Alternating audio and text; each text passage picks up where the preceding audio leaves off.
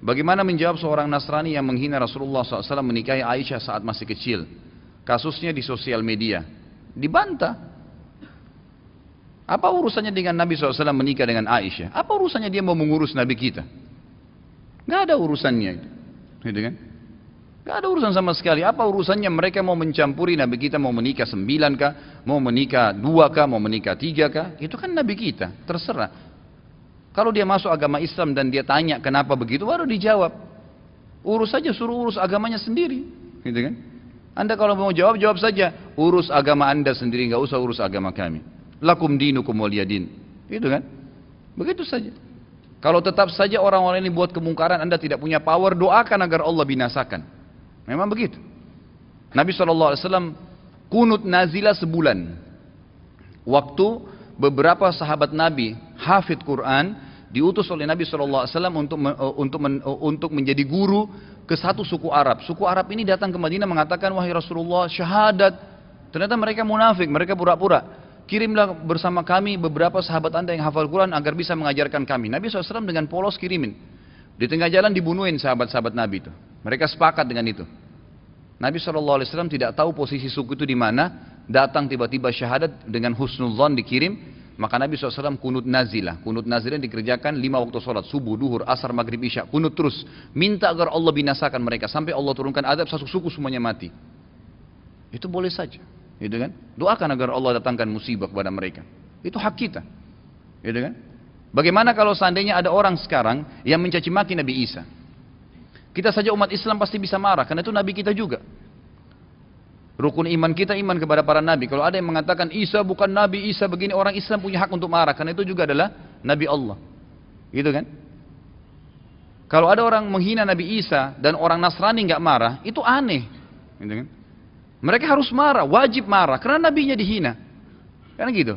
Jadi kalau Nabi Muhammad SAW dihina, wajar kita marah. Bagaimana caranya orang tidak marah? Nabi kita, panutan kita, kita yakini dia utusan Allah. Nggak usah jadi pengikut nggak usah jadi pengikut Nabi Muhammad SAW kalau tidak bisa membela beliau. Gitu kan? Kehidupan dunia ini sebentar, saudaraku. Sebentar kehidupan dunia ini. Sampai kapan? Demi Allah, saudaraku.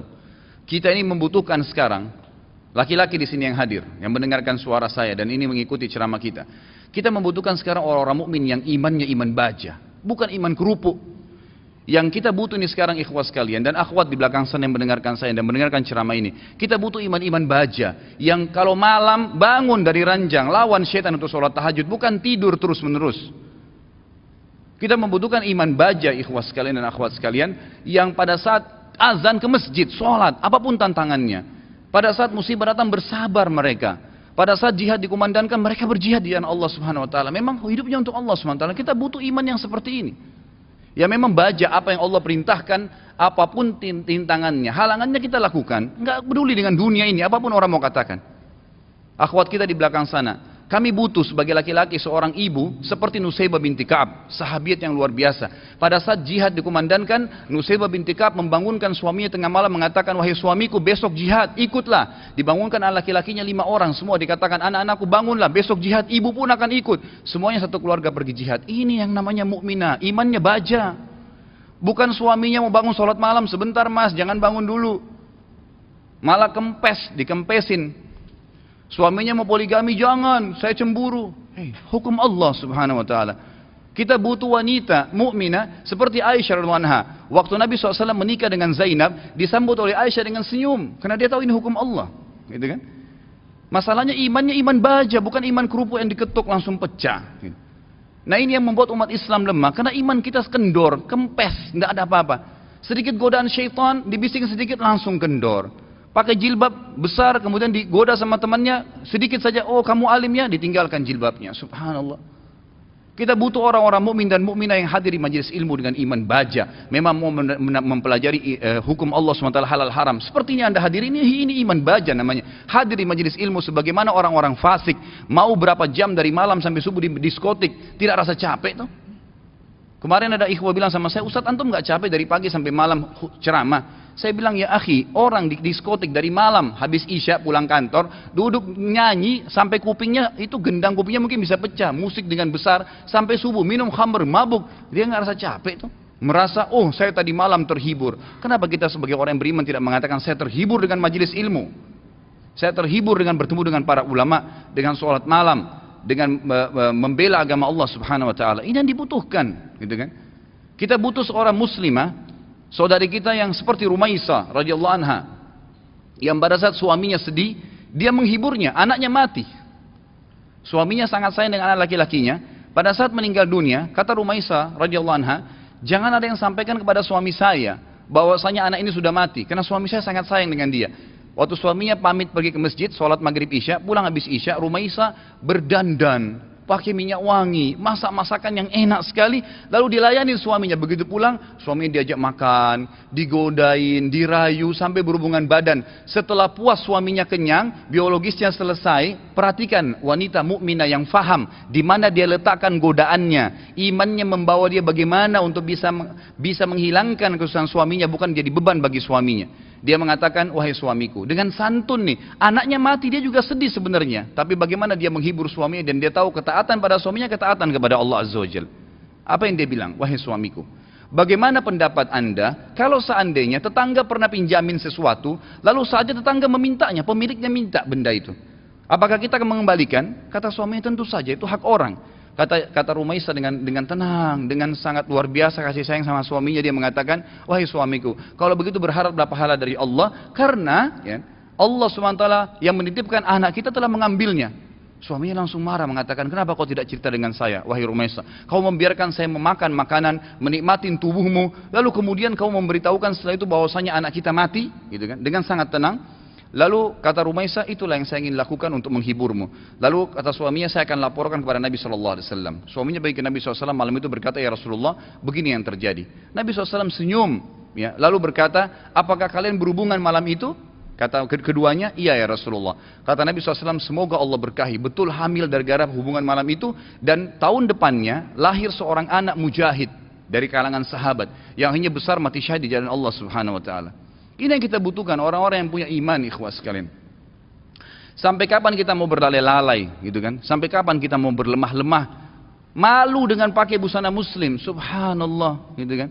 Malu dengan simbol Islam, subhanallah. Enggak usah jadi muslim sekalian.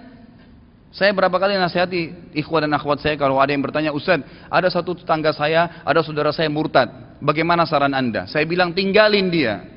Islam gak butuh dengan orang murtad, biarin dia murtad, masuk neraka sendiri. Kenapa kita harus bingung dengan satu orang murtad dan kita tinggalkan orang-orang tetangga kita muslim yang butuh bantuan makan, yang kalau diajak ke masjid mau sholat, itu yang kita dakwahin. Orang yang tidak mau iman tinggalin aja, gak usah diikutin, gitu kan? Ngapain kita berjalan di belakangnya merayu dia untuk supaya dia kembali ke dalam Islam? Gak usah. Doain mungkin, mendakwahin boleh, tapi gak usah kita sedih, ya kan gitu. Jadi kita harus menetapkan semua pada tempatnya masing-masing. Kita butuh figur Abu Bakar yang semua tegak dengan keyakinannya. Figur Umar yang memang syaitan lari dari dia. Tahu kenapa ikhwas sekalian syaitan lari dari Umar? Karena Umar betul-betul yakin semua yang Allah perintahkan benar, yang dilarang itu salah, ditinggalkan. Dan Umar bin Khattab semuanya dengan tegar, dengan iman baja yang dia lakukan. Malam bangun sholat, tidak ada ceritanya syaitan mau godain ditepis sama dia, nggak ada. Syaitan hanya habis akal. Bagaimana caranya goda orang seperti ini? Nggak bisa. Ya kan? Karena dia betul-betul memang itu ditinggalin. Dan itu hanya dengan iman, ikhwas sekalian. Ini hanya dengan iman. Sampai kapan kita mau terus-menerus membiarkan iman kita sehari begini dan sehari begitu?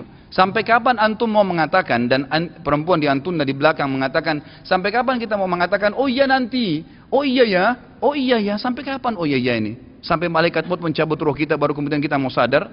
Subhanallah. Majelis ilmu seperti ini tujuan utama mengubah menjadi orang yang lebih baik. Kalau antum datang di sini dan tidak bisa mengubah, antum bisa rajin sholat malam, antum rajin menjaga hukum-hukum Allah SWT, meninggalkan yang haram, menikmati yang halal. Perempuan-perempuan di sana di belakang, kalau anda datang ke sini tidak bisa mengubah, anda tutup aurat, anda lebih baik daripada sebelumnya. Anda bisa mengatur, ya, menikmati apa yang halal, tidak memamerkan aurat anda di sana sini, maka jangan hadir. Karena majelis ilmu tujuannya untuk itu. Melahirkan orang-orang yang imannya iman tegar, iman baja, yang memang tidak mudah goyah, ikhwas sekalian. Kadang-kadang subhanallah baru diminta waktunya untuk sholat malam, kita nggak mau bangun sholat malam. Bagaimana kalau diminta ditumpahkan darah jalan Allah Subhanahu Wa Taala? Sudah sulit, kan gitu. Baru diminta infak saja, sudah beragam macam bisikan syaitan, kita sudah mengiyakan bisikan syaitan itu. Bagaimana kalau diminta infak jalan Allah Subhanahu Wa Taala? Mengorbankan seluruh harta, pakaian kita bahkan kalau perlu dijual untuk itu. Ini semua karena cinta terhadap dunia yang berlebihan, Allah musta'an. Semoga Allah SWT yang di langit sana yang melihat kita ini menjadikan kita orang-orang yang terpilih di kalangan hamba-hambanya yang dipenuhi imannya dengan iman baja insya Allah dalam hati dan meninggal dalam keadaan syahid. Ya Allah, saya meminta kepadamu atas namamu yang maha mulia agar engkau menjadikan aku secara khusus dengan keluargaku ya Allah semuanya mati syahid di jalan Allah dan semuanya memiliki iman-iman yang baja dari keturunan dan seluruh istri dan anak-anakku dan juga semua yang hadir di sini ya Allah, semoga engkau berikan apa yang terbaik dari hamba-hambamu. Jadi mudah-mudahan kita tidak termasuk orang-orang yang lemah dan orang-orang yang sama sekali meninggal dalam kondisi nanti menyesal, oh kenapa ya, oh seandainya ya, sudah nggak ada gunanya ikhwah. Sekarang saatnya berubah.